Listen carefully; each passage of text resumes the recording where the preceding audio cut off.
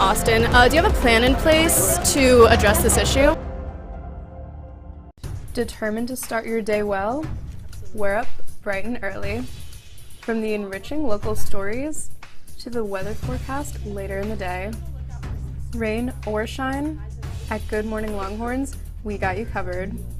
Comprised of a studious reporting staff going lengths to get that scoop, and a talented technical team to enhance your screen visually. As a fellow Longhorn, your mornings are better with us. So start your day the Vivo way. Good Morning Longhorns, Wednesdays at 7 a.m. Central Time on TSTV.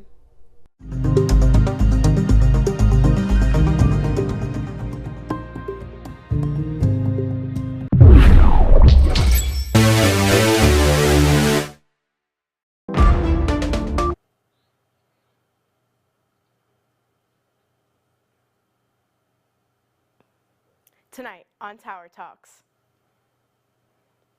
UT adopts Title IX policies, allowing parenting and pregnant students to have more resources and to protect them from discrimination. The Steve Hicks School of Social Work building will be demolished in order to make space for a new Longhorn football training facility, and a group is speaking out against these plans, a brief summary of the historical context of the building, and a look into the school's future. And finally, abortion access after the Dobbs decision, following the recent release of statistics that point to an increase in teen birth rates after the overturning of Roe v. Wade. We take a look at the effects of Dobbs' decision, local action, and resources on campus. All of this coming up on Tower Talks.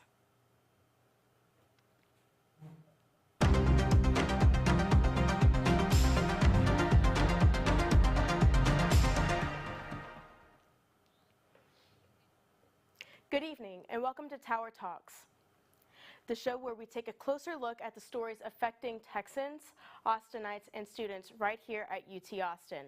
I'm Paisley Porter, and later tonight we will be joined by TSTV news reporters Sophia, Kurz, and Sasha Haynes to discuss abortion access over a year after Supreme Court overturned Roe v. Wade. But before we get to that, let's take a look at changes right here on campus. UT has adopted Title IX policies for parents and pregnant students as of January 15th. The policy, known as HOP 33021, helps protect pregnant and parenting students from discrimination and aims to give them resources needed to balance their parenting and student life. The policy includes early registration, making resources available, and a leave of absence, allowing students to take a break from university to tend to their child and being able to come back to UT without having to reapply. The Title IX office added these new policies in response to the increase in pregnant and parenting students over recent years. All university employees are now also required to undergo a Title IX training after the passing of these policies. Since 1994, the Steve Hicks School of Social Work has been aiming to, quote, provide national leadership to promote social and economic justice, alleviate critical social problems, and enhance human well-being. However, according to KXAN, the building is going to be demolished in order to make space for a new Longhorn football training facility. Upon hearing this news, Kathy Armeda and Barbara Anderson, two retired UT professors of the School of Social Work, started a campaign called Save the Past for the Future in order to stop the demolition. Armenta and Anderson both highlighted that tearing down the school will destroy its historical contents as well as damage the environment surrounding the building. According to National Register documents, the building was built in 1933 and began as the University Junior High School and later became the first junior high school in Austin to integrate, which took place in the 1957 to 1958 school year. According to Fox 7 Austin, UT released a statement saying that the new football training facility will aim to honor the building's history, and the School of Social Work's new location will, quote, enhance the stature and accessibility of our social work and academic programs. While the construction is taking place, the School of Social Work will temporarily move to Walter Webb Hall until it is moved into its new long-term location, which is where the current Macomb School of Business is located. And now on to the main topic of the night. A recent report from the University of Houston shows that Texas's fertility rate rose in 2022, including an increase in teen birth rates for the first time in 15 years. The analysis also shows that Hispanic women were affected more than others. When we come back, we take a closer look at the report and discuss Texas abortion legislature. Later tonight, we will look at the action taken by Austin City Council and discuss resources available on campus. So stay tuned.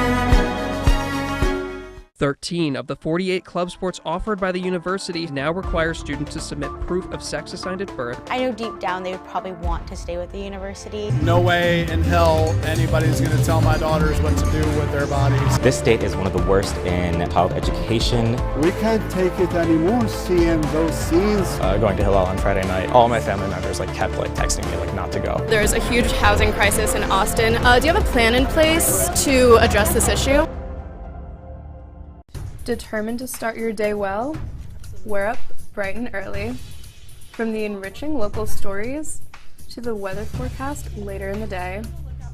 Rain or shine, at Good Morning Longhorns, we got you covered. Comprised of a studious reporting staff going lengths to get that scoop, and a talented technical team to enhance your screen visually. As a fellow Longhorn, your mornings are better with us. So start your day the Vivo way. Good Morning Longhorns, Wednesdays at 7 a.m. Central Time on TSTV.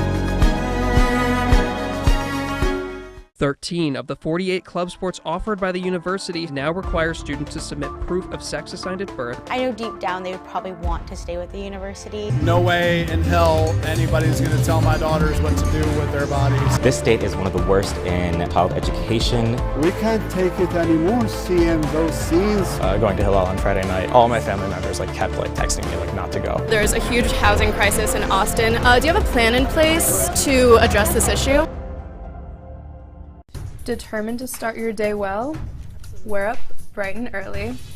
From the enriching local stories to the weather forecast later in the day. Rain or shine, at Good Morning Longhorns, we got you covered. Comprised of a studious reporting staff going lengths to get that scoop, and a talented technical team to enhance your screen visually. As a fellow Longhorn, your mornings are better with us. So start your day the Vivo way. Good Morning Longhorns, Wednesdays at 7 a.m. Central Time on TSTV.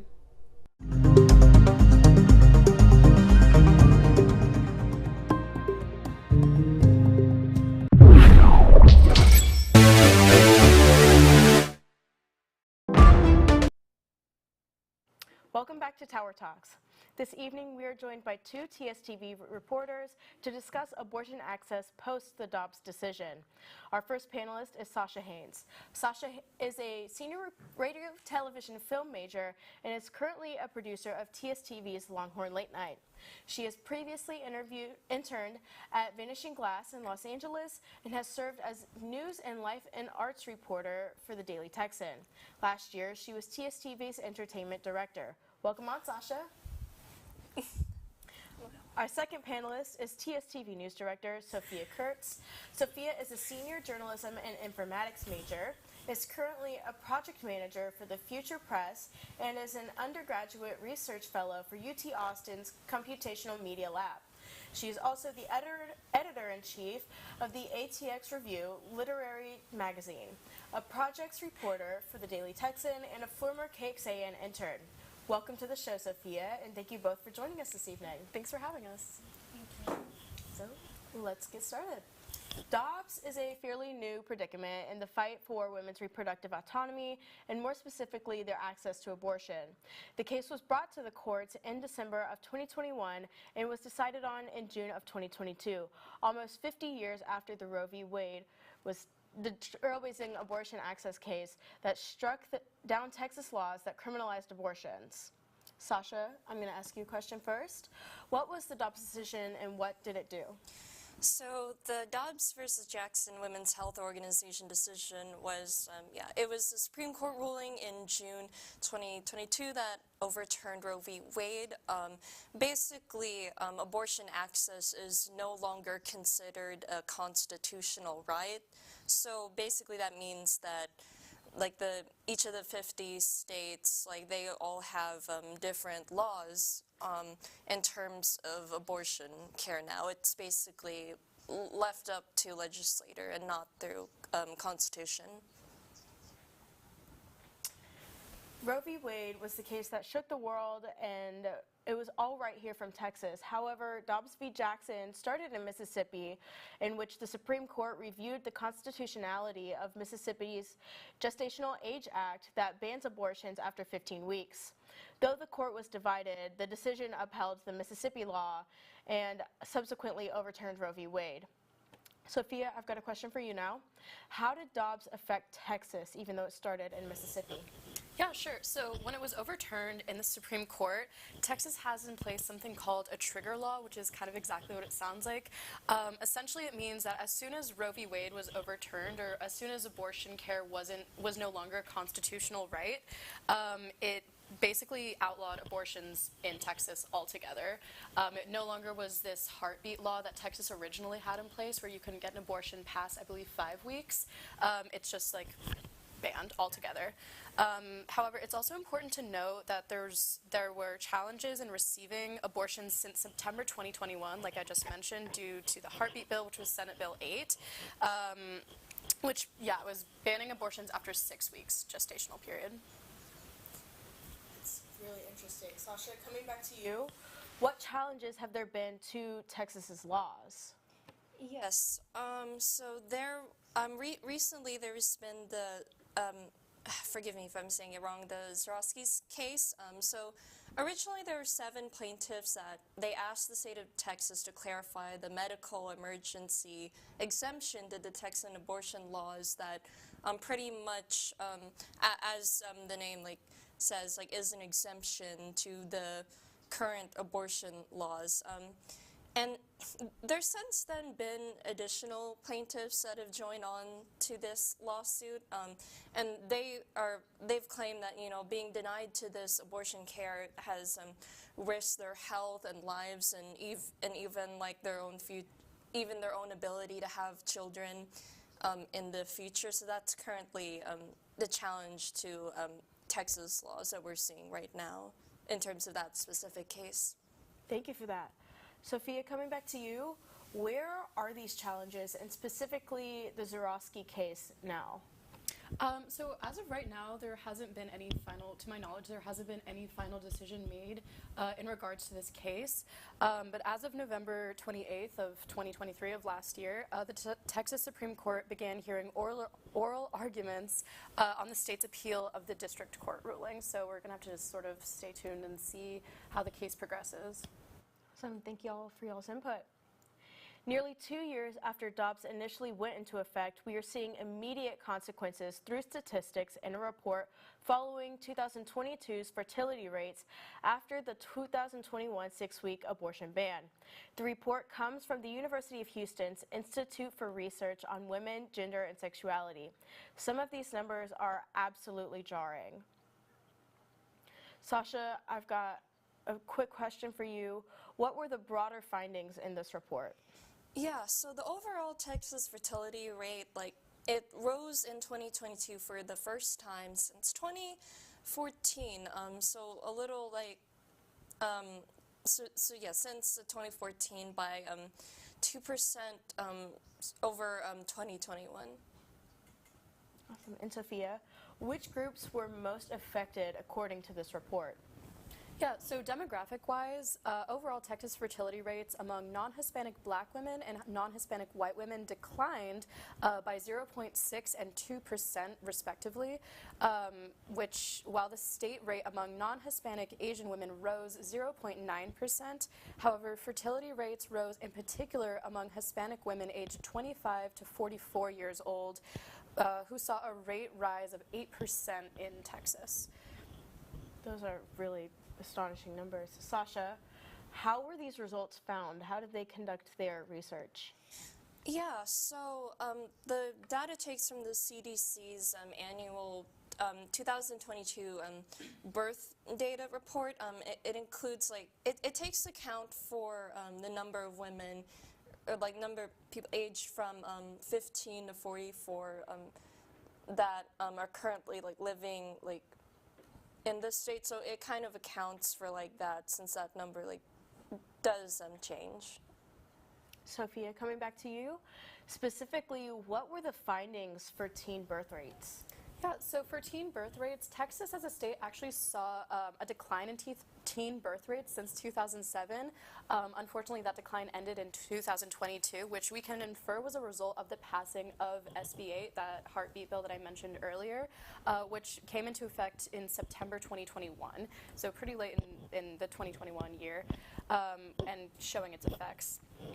Harris County, where Texas's largest city of Houston is located, teen fertility rates, and when I say teen, I mean teen women aged 15 to 19, rose for the first time in 15 years through the national fertility, but the national fertility rate actually continued to fall, which is interesting given the size of Texas.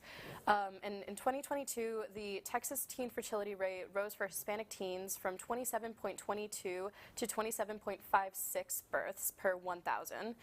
For black teens, from 22.29 to 22.41 births per 1,000, and for Asian teens from 1.46 to 1.58 births per 1,000. The fertility rate for white teens fell actually from 11.71 to 11.13 births per 1,000. Well, thank y'all both for y'all's input on this segment. When we come back, we continue talking to our panelists about abortion access in Texas. We'll take a look at the GRACE Act, which was passed by the Austin City Council, and discuss resources that can be found on campus. Stay tuned.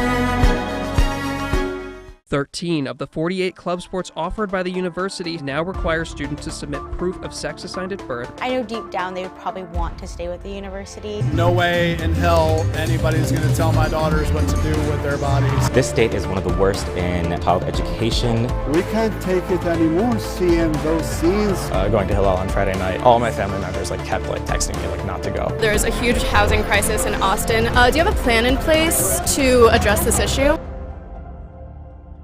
Determined to start your day well? We're up bright and early. From the enriching local stories to the weather forecast later in the day. Rain or shine, at Good Morning Longhorns, we got you covered. Comprised of a studious reporting staff going lengths to get that scoop, and a talented technical team to enhance your screen visually. As a fellow Longhorn, your mornings are better with us. So start your day the Vivo way.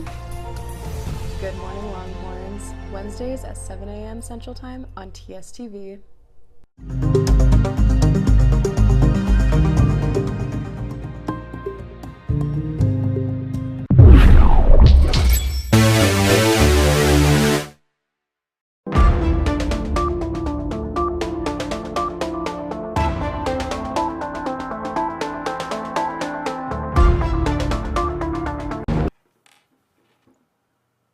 Welcome back to Tower Talks. For those of you who are just joining us, we are joined by TSTV news reporter Sasha Haynes and news director and reporter Sophia Kurz. Earlier this evening, we spoke more broadly about abortion access in Texas and how this has affected the state as a whole. Now we are turning more specifically to action taken in the Austin area by City Council. Turning first to Sasha, what was the GRACE Act and what has it done? Yeah, so the GRACE Act, it stands for guarding the right to abortion care for everyone. So the key thing about this act is that it's a policy recommendation.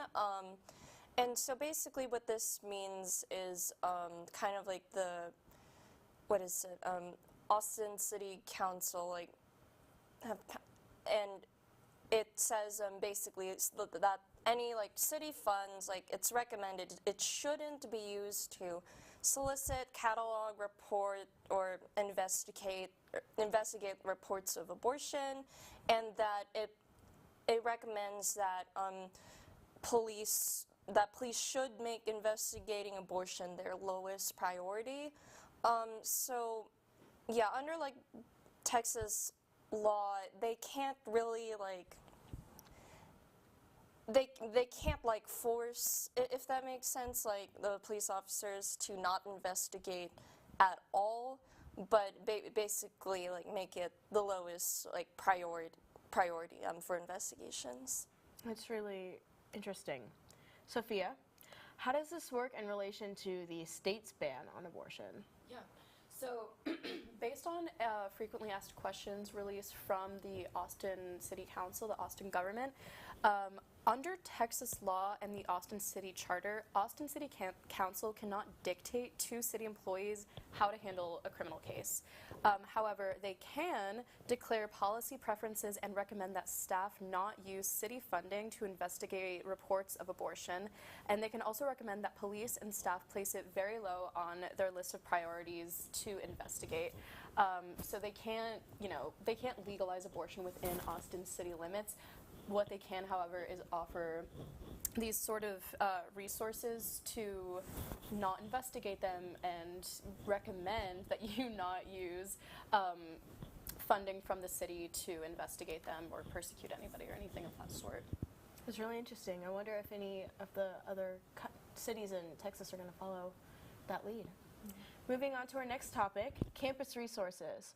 With over 60,000 students at UT Austin alone, many current and future students are wondering what kind of reproductive health resources are available to Longhorns. Sasha, what resources are available to students through the university? So, in terms of abortion specifically, of course, UHS and such, they yeah, they can't perform abortions or anything like that.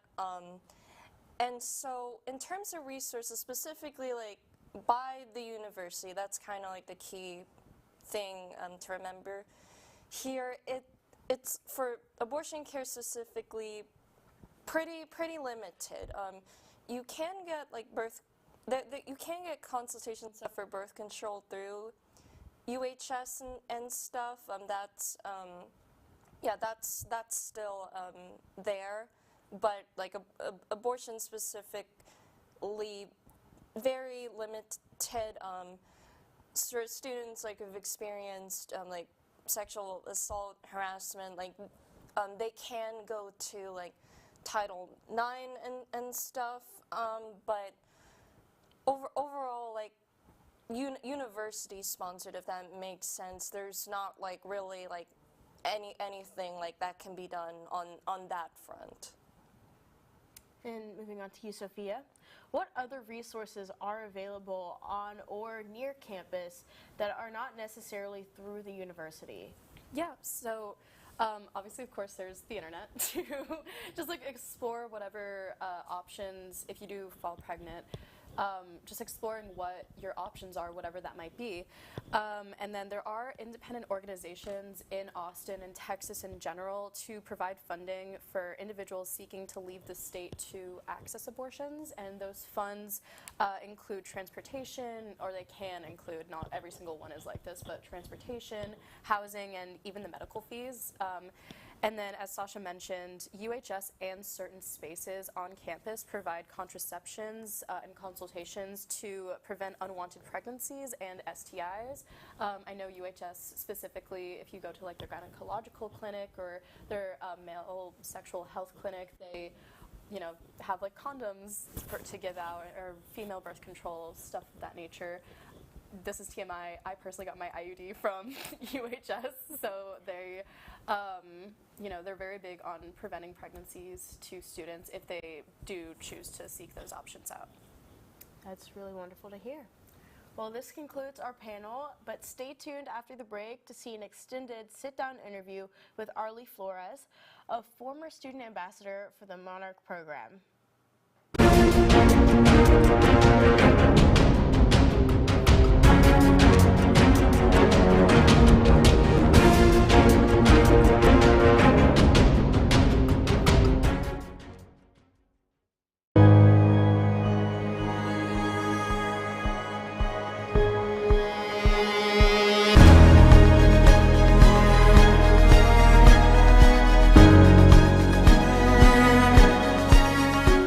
"13 of the 48 club sports offered by the university now require students to submit proof of sex assigned at birth." I know deep down they would probably want to stay with the university. No way in hell anybody's going to tell my daughters what to do with their bodies. This state is one of the worst in child education. We can't take it anymore seeing those scenes. Going to Hillel on Friday night, all my family members kept texting me not to go. There's a huge housing crisis in Austin. Do you have a plan in place to address this issue? Determined to start your day well? We're up bright and early. From the enriching local stories to the weather forecast later in the day. Rain or shine, at Good Morning Longhorns, we got you covered. Comprised of a studious reporting staff going lengths to get that scoop, and a talented technical team to enhance your screen visually. As a fellow Longhorn, your mornings are better with us. So start your day the Vivo way. Good Morning Longhorns, Wednesdays at 7 a.m. Central Time on TSTV.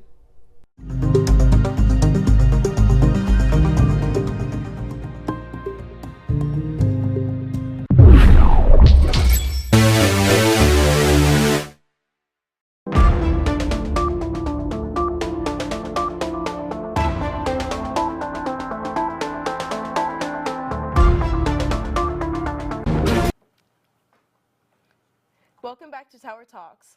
Last week, we talked about diversity, equity, and inclusion changes on campus after Senate Bill 17 went into effect on January 1st. TSTV reporter Sophia Kurz sat down with Arlie Flores, a former student ambassador for the Monarch program, which no longer exists as a result of the DEI ban. They discussed what the closure of programs like the Monarch means and where to go from here. Let's take a look.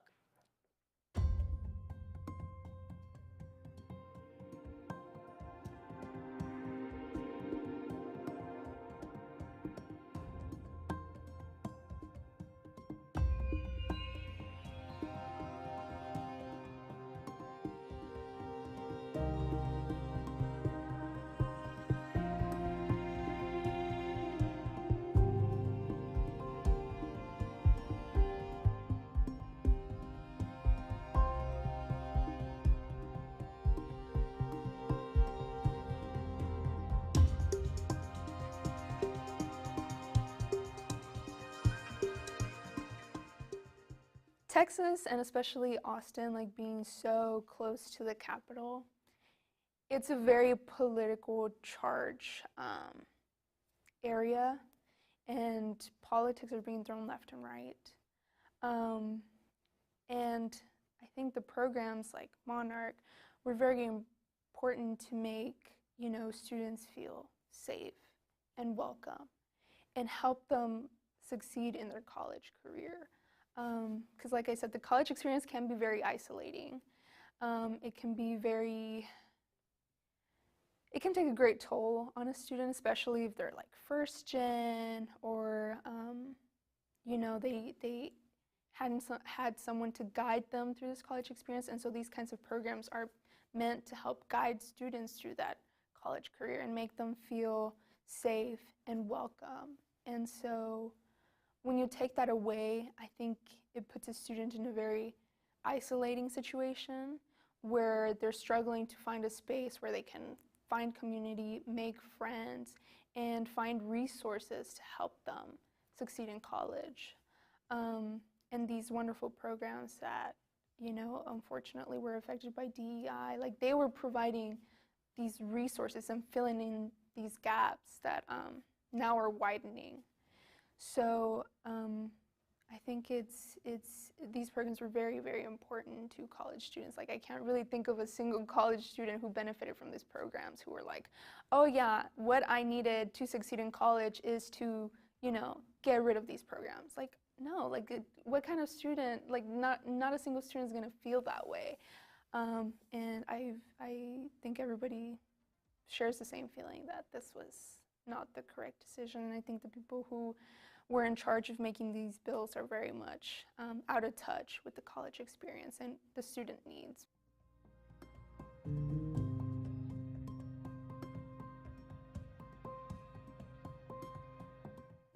Yeah, I completely agree. If you think of immigrants and you think of one specific race or ethnic group, then I think you need to check yourself because that's not how it is, you know. The undocumented population is very, very wide. There's people that come from all parts of the world, from all kinds of backgrounds. So yeah, I don't think that's, I think that's a fair statement. Like there's no ethnic, race, sexuality that can capture like what the immigrant group is because it's very, very big, very big.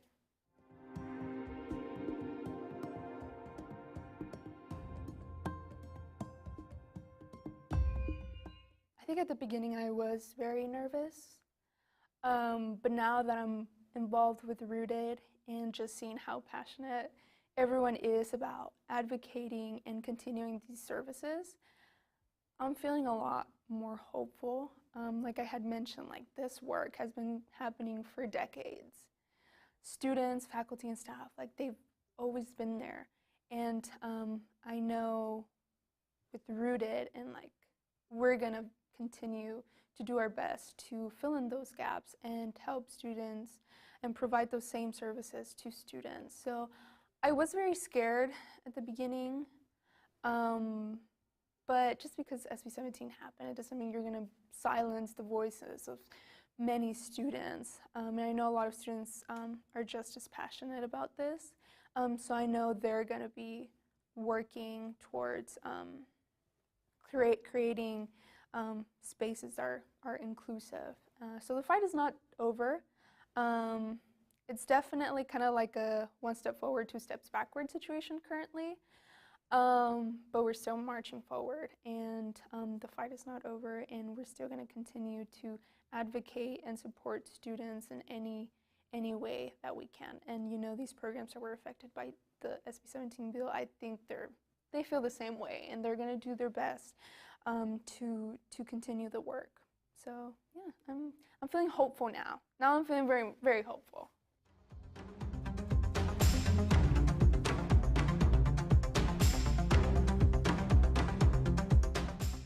Although like Monarch is gone and all these wonderful programs like the Multicultural Engagement Center, like even though they're gone, there's still a huge community out there who is going to do their best to support and help out in any way possible.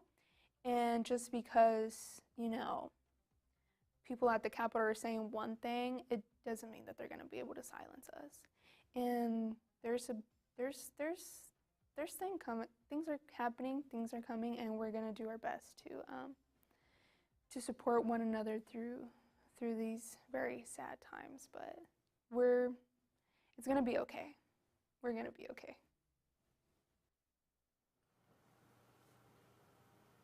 Tune in next week to hear about women's sport coverage and how women's teams tend to get less attention than men's. Be sure to follow us on social media at TSTV Tower Talks on X, formerly known as Twitter, and at Tower Talks TSTV on Instagram. From all of us here in the studio, thank you for joining us this evening, and good night.